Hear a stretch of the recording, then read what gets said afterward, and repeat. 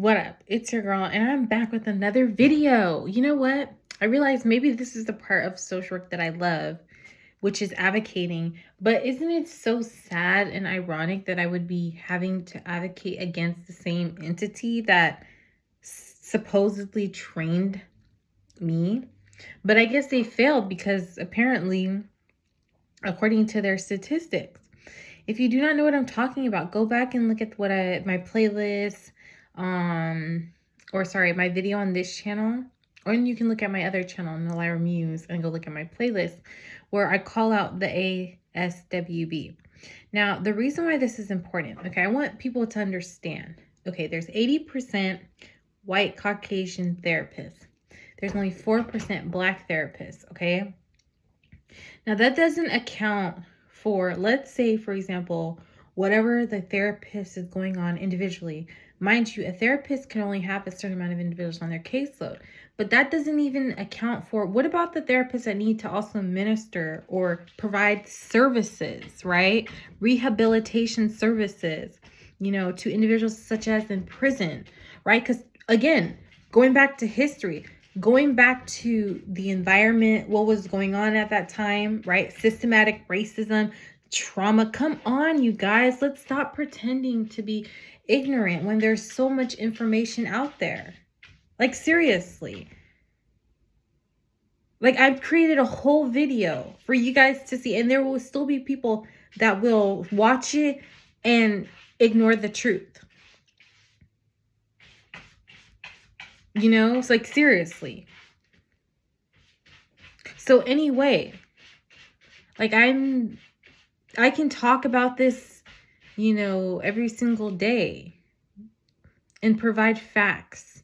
But I just don't understand how these people sit on there and take pictures and post their picture on a website and talk about association and board of committee and president this and treasurer and secretary and all of that jazz, and yet ignore all of the facts and history. It makes me question. As a matter of fact, I know where you went to school and what this educational institution type of degree and what that consisted of, right? Because that's why, hence the reason why some people can't even pass the exam. But then is it really that?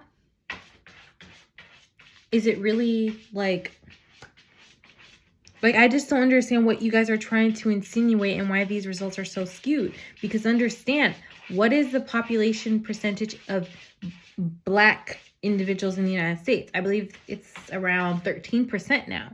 I will provide the actual number on this video, but this is what I'm talking about. So you have 4% therapists, and yet there's a 13% Black population. Mind you, we need therapists inside of the prisons. I mean, isn't that why they're supposed to supposedly, what they're supposed to be doing in prison is being rehabilitated?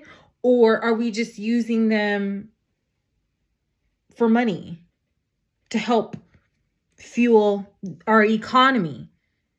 I mean, that's another topic that we can talk about, the prison industrial complex. I mean, come on. And see, this is what I'm talking about, how all of these things are interconnected. That's why in one video, in one occurrence or incident, right, I can talk about, hypocrisy with an individual who is proclaiming, to teach the Bible on top of a professor grading me outside of the rubric, on top of structural racism, right?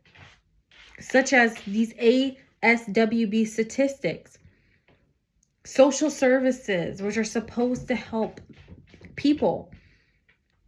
I mean, look at the statistics, you guys. And now you want to cut funding to HBCUs and then you're talking about, racism towards whites and Asians. Come on, you guys. I went to a university. Now, population makeup is different depending on the type of university that you go to. I went to UC Davis, and there were a lot of international students. As a matter of fact, there tends to be a big population of international students because guess what?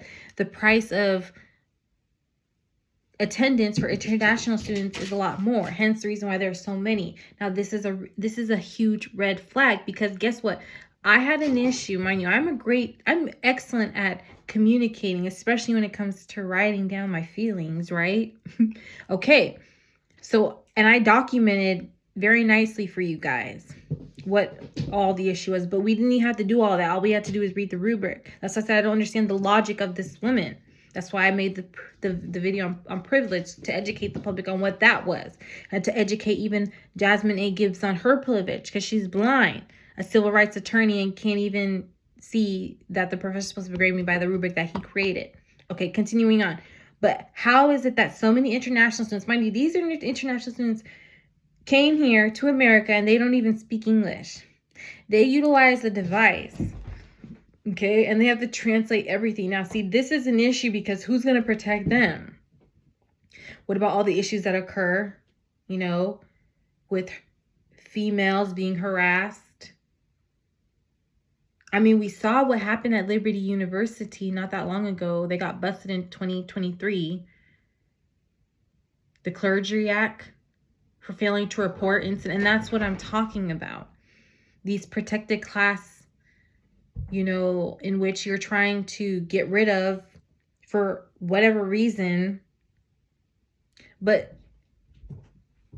you're missing the big picture intentionally. All for what? Money?